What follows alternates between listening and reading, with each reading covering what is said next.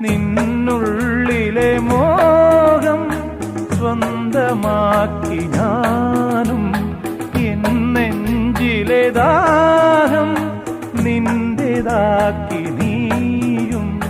പൂച്ചങ്ങലയ്ക്കുള്ളിൽ രണ്ട് മൗനങ്ങളെ താമരത്താളിൽ പനി നീർത്തുള്ളികളാ.